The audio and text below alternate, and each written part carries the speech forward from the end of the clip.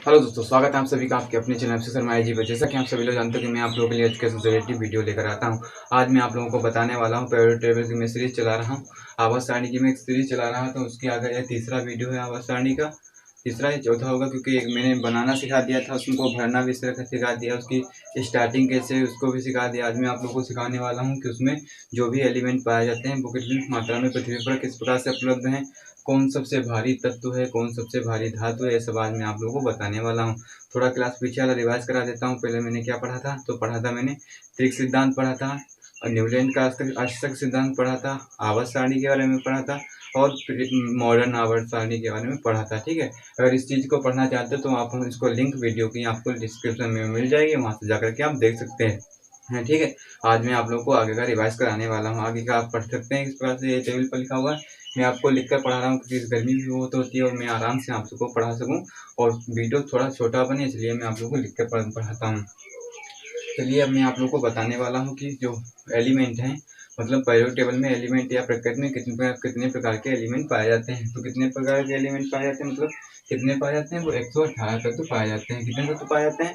118 तत्व पाए जाते हैं। लेकिन जो होता है एनसीईआरटी जो मानती है, एनसीईआरटी के अनुसार ही जो 118 तत्व माने जाते हैं, लेकिन कहीं कहीं बुकों में लिखा होता है कि 119 तत्व भी पाए जाते हैं। लेकिन एनसीईआरटी को गलत नहीं साबित कर सकते, इसलिए 118 तत्व हम लोग पढ़ते हैं। इसलिए आपको अगर 118 मिलेगा, वहाँ 119 नहीं मिलेगा, 119 मिलेगा तो वहाँ 118 नहीं मिलेगा। तो ये ऑप्शन पर डिपेंड करता है। ठीक है, दोनों ऑप्शन एक साथ नहीं हो सकते हैं। तो अब मैं आप लोगों को बताने वाला हूँ, इसमें से जो धातु हैं, जो 118 तत्व है, इसमें से कितने धातु हैं। तो इसमें धातुओं की संख्या कितनी है? तो इसमें धातुओं की संख्या है 91। कितनी है? 91 धातुओं की संख्या है इसमें। और इसमें आपसे कोई पूछते कि अधातुओं की संख्या कितनी है, तो अधातुओं की संख्या कितनी होती है? 27, मतलब 27 है। कितनी? अधातुओं की संख्या कितनी है? अधातुओं की संख्या 27 है। ठीक है, उसके बाद मैं आप लोग को बताने वाला हूँ तत्व कितने प्रकार के होते हैं। तत्व दो प्रकार के हैं, एक तो प्राकृतिक नेचुरल जो होते हैं एलिमेंट, एंड एक आर्टिफिशियल एलिमेंट होते हैं, मतलब कृत्रिम एलिमेंट होते हैं। तो जो नेचुरल, मतलब नेचुरल एलिमेंटों की संख्या कितनी है, तो प्राकृतिक जो तत्व हैं वो कितने हैं?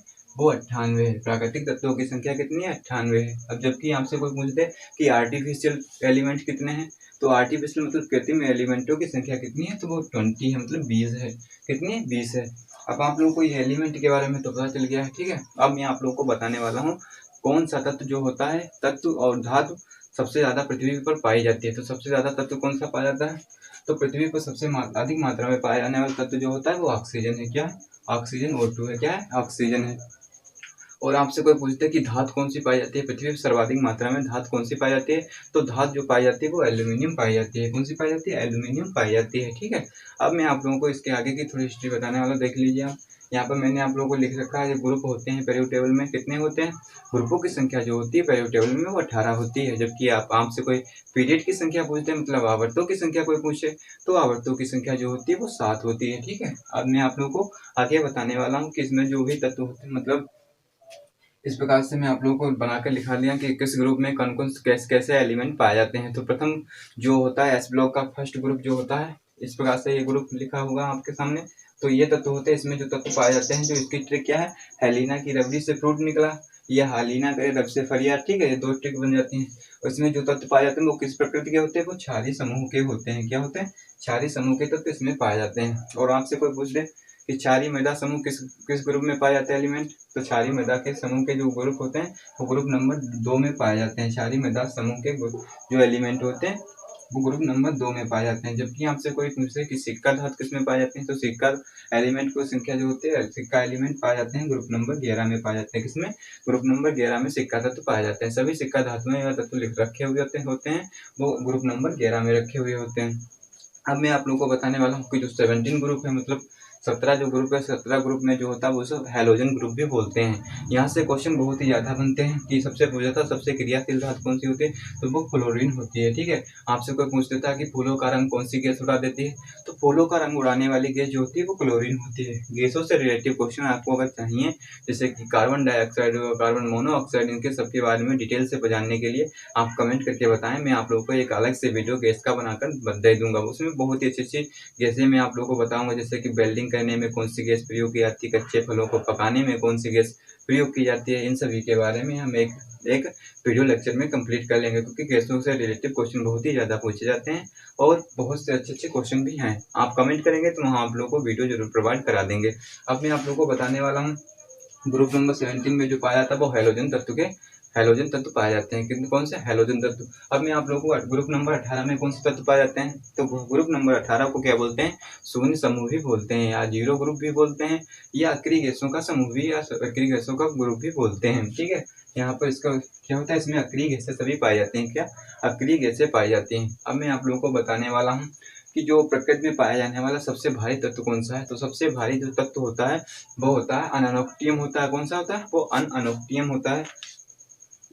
अनअनोक्टियम होता है। और आपसे कोई पूछ दे कि सबसे भारी धातु कौन सी है, तो सबसे भारी जो धातु होती है वो ऑस्मियम होती है। कौन सी होती है, ऑस्मियम होती है। कौन सी, ऑस्मियम होती है। ठीक है, उसके बाद आपसे कोई पूछे सबसे हल्का तत्व कौन सा होता है, तो प्रकृति में सबसे हल्का तत्व जो पाया जाता है वो हाइड्रोजन होता है। क्या होता है, वो हाइड्रोजन होता है। कौन सा होता है, हाइड्रोजन तत्व पाया जाता है। इसका प्रमाण क्रमांक आपसे पूछे कितना होता है, तो इसका प्रमाण क्रमांक जो आवर्त सारणी में पहले नंबर पर होता है, इसलिए प्रमाण क्रमांक इसका 1 होता है। ठीक है, उसके बाद जो आपसे कोई पूछे सबसे हल्की धातु कौन सी होती है, तो सबसे हल्की धातु जो होती है वो होती है लिथियम होती है। कौन सी होती है, लिथियम। इसका प्रमाण क्रमांक कितना है, इसका प्रमाण क्रमांक होता है 3। ठीक है, इस प्रकार से आप याद कर सकते हैं। ठीक है, इस प्रकार से ये पूरा टेबल के रूप में हम लोग को पढ़ा रहा हूँ। तो ठीक है, मैं आप लोग को इस प्रकार से रिवाइज कर देता हूँ। इससे क्वेश्चन रिलेटिव कैसे कैसे बनते हैं। तो क्वेश्चन आपको इस प्रकार से मिलेगा, देखा पूछ देगा आपसे कि प्रकृति में कितने तत्व पाए जाते हैं। तो प्रकृति कुल तत्वों की संख्या जो है 118, लेकिन कहीं कहीं पर 119 भी मिल जाएगा, क्योंकि एनसीईआरटी के जो अनुसार है वो 118 तत्व अभी भी माने जाते हैं।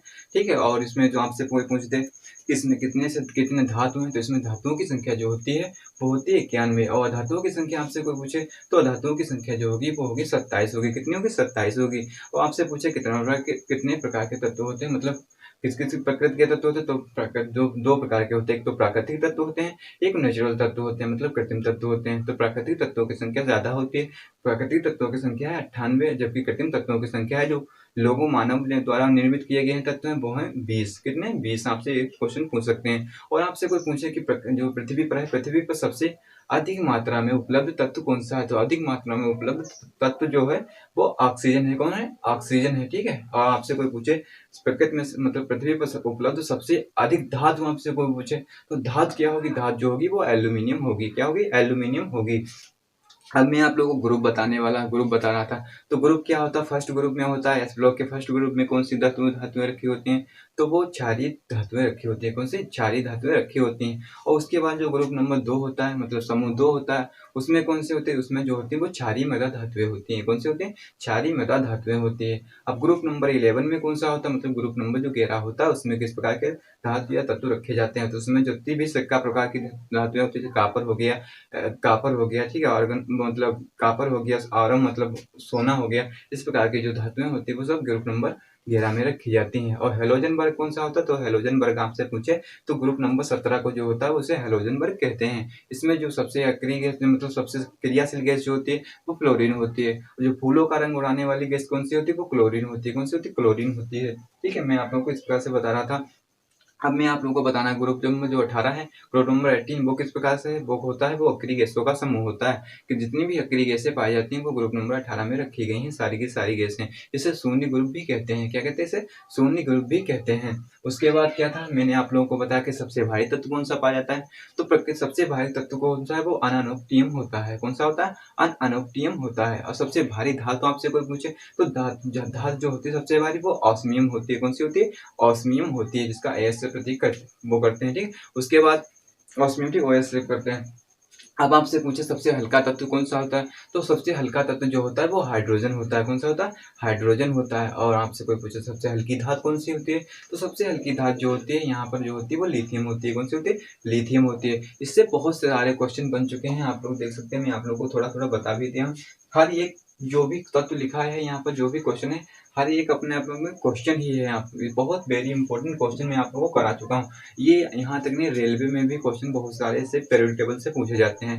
और आप किसी भी बोर्ड की तैयारी कर रहे हो या किसी भी एग्जाम की तैयारी कर रहे हो जिसमें पीरियड टेबल से क्वेश्चन आते हैं, तो आप लोगों के लिए इस प्रकार के ये क्वेश्चन बहुत ही इंपॉर्टेंट है, क्योंकि इनसे ही क्वेश्चन आते हैं। पीरियड टेबल में मैंने आप लोगों को एक पीछे वीडियो करा दिया, उससे भी क्वेश्चन बहुत ज़्यादा आते हैं। मैं आप लोगों को एक सीरीज चला रहा था, लेकिन अब मैं आप लोगों को कराने वाला हूँ अगले वीडियो में। मैं आप लोगों को कराऊंगा सिंपल रिएक्शन, कि सिंपल रिएक्शन किस प्रकार से करते हैं, किस प्रकार से बहुत ही आसानी से मैं आप लोगों को कराने वाला हूँ।